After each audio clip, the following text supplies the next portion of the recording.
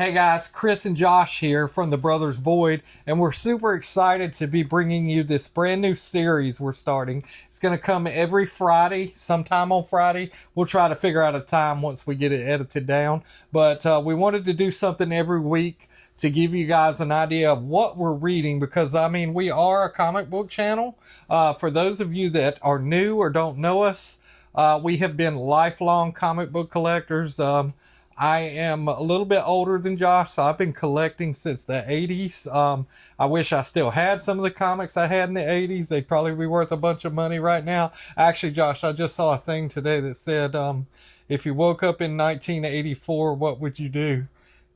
With no internet, no Wi-Fi, I was like, I'm going straight to the comic book store and buying all the good books that I know are coming. Yep. So I kind of got out of collecting, and then I guess it was probably 2019, right before the pandemic hit, I got back into comics. Actually, the first thing that got me back in was Donny Cates' Venom run, the Null King in Black run. And I've been running ever since, and man, has it been great. I've been reading some great comics. There's a lot of good stuff coming out. All right, Josh, you want to... Yeah, Chris, I've been collecting since I was in high school, working that first job, grabbing books from the local shop. I kind of took a break in between and got back into it around 2017 and started gathering books again, filling in the gaps and the holes that I had from those years I missed. But I've got a room full of books now, and I'm absolutely loving it.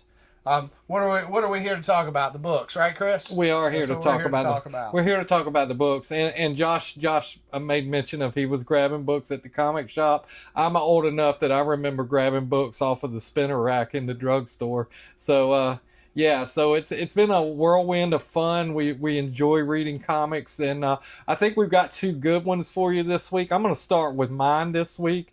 It was actually a cover grab for me. As you can see right here, we've got Imperium #1, and if you guys will learn, if you don't already know, that I'm a big She-Hulk fan. So when I saw this Peach Momoko She-Hulk cover, I said, well, I'm buying this for cover alone. But I sat down last night and I read this book, and man, was I impressed. What a great...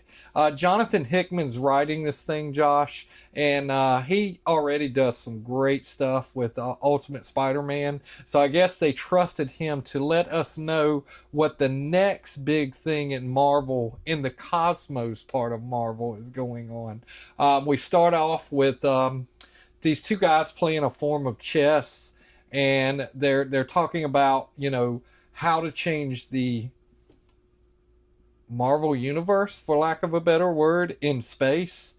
And one of them says, well, it always starts with a death.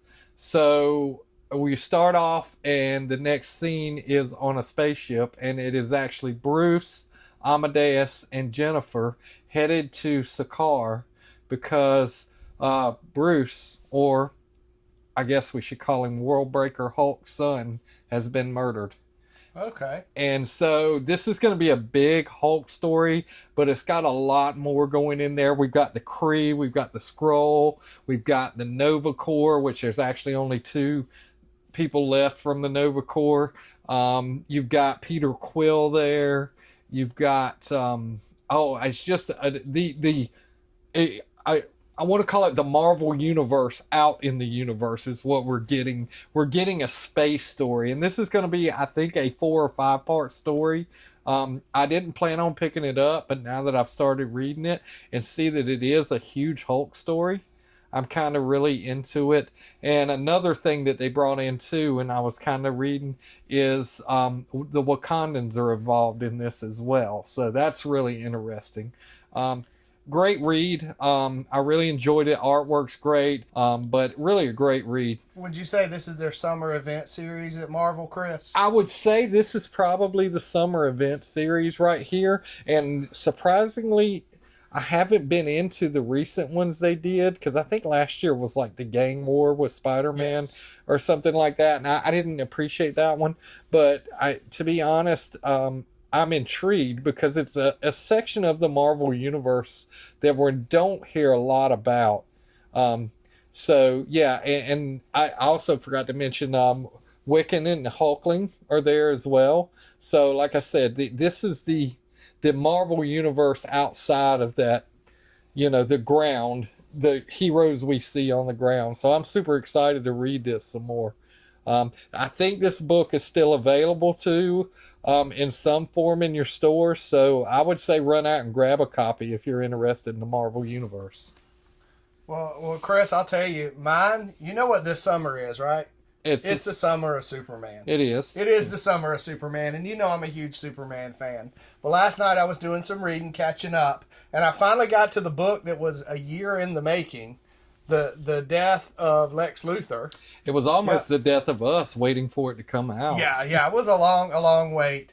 But I read all 3 issues, and let me tell you guys, it is an amazing story. Written by Mark Waid, drawn by Brian Hitch. You get Lex, who has done this experiment, and he has caused something in his DNA to mess up, and he's dying. And he can't figure out how to find a cure. So he goes to the one person he hates, the one person he knows will never give up on him, and that's Superman. And everybody's mad at Superman because they're like, the world would be a better place if Lex were to die. Because he's caused so much trouble. But Superman says, if I bend myself to that and I allow it to happen without trying to help him, then he is won. And that is not what I'm about. Because Superman tries to save everyone he can. There's some great fight scenes. He goes all over looking for help from everybody. The Legion. He goes to Wonder Woman on Themyscira. There's this awesome fight between Superman and Wonder Woman in the book, where Wonder Woman's like, "Why are you trying to help him?" And just like the Superman and Wonder Woman have this great tussle. But then you get to issue 3 and there's a twist. And Superman has been cautious this entire time because he thinks it's a trick from Lex trying to hurt him. Well, the twist is it's not Lex that's pulled the twist. He's not the one trying to hurt him. It's Brainiac. Oh, of course. And Brainiac has caused this to happen.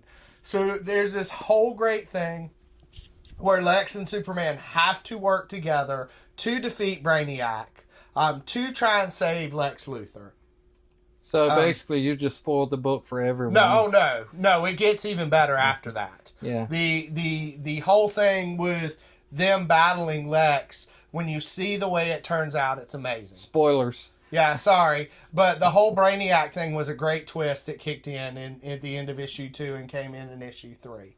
If you hadn't been reading this, get out there, find a copy of it. I know issue 3's been out a couple months now, but they're still on the shelves, guys. If you can't find them, I know it's coming in a trade.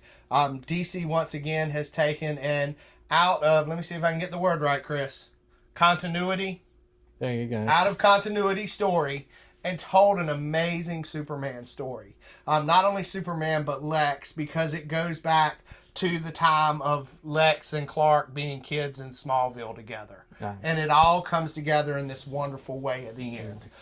One of my favorite books I've read recently, Cris. Just a great read. If you're a Superman fan, if you're a fan of it, a good mystery, because by the end, the way that they settle it and the way that they deal with the issue is just, it's heartbreaking when you see it. And I don't know how to say it. I don't want to spoil it, so I'm not going to say it. But if you've read this, you'll know that the arc at the end is just wonderful, the way they close it out. Nice. Yeah. Well, go grab that book, and make sure you figure out what the arc is. And if you do, leave us a comment and let us know down in the comments. Put spoilers beware in front of it in case other people are reading the comments. But yeah, so that's what we're reading this week. I read a lot more. I read some really good stuff this week, but I've got some good stuff coming in this week too. Josh, we're getting the first appearance of Absolute Bane this weekend in Absolute Batman. We've got I Hate Fairyland is returning this week.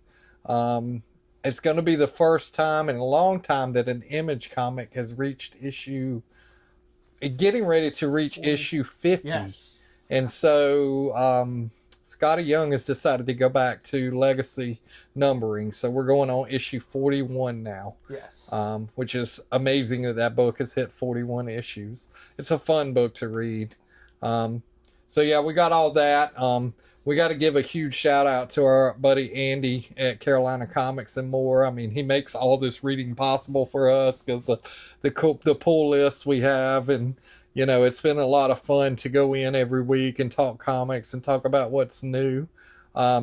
Josh, we don't have anything coming up anytime soon in the next couple of weeks. We're kind of in a down period right now, but I think our next show is going to be on July 13th, and we'll talk more about that in the future. If that's, I think that's going to be it, but I want to tell you to tune in this week and watch for our shorts. I'm sure I've got to get to the comic shop. I didn't go this week yet and pick up my books, and Josh has got to pick up his as well. So pay attention for our shorts and leave a comment on those. Let us know if there's any that we pick up that you'd like us to talk about. Yeah. Cris, I've got that Absolute Batman you were talking about. I've got Supergirl #2, and I've got Action Comics coming this week with the return of Clark Kent Superboy. They're going back and telling Clark Kent Superboy stories. I saw something about that today. Yes. I thought that was pretty cool. Yes. I've got the Supergirl coming too. I'm kind of on the fence with that one right now.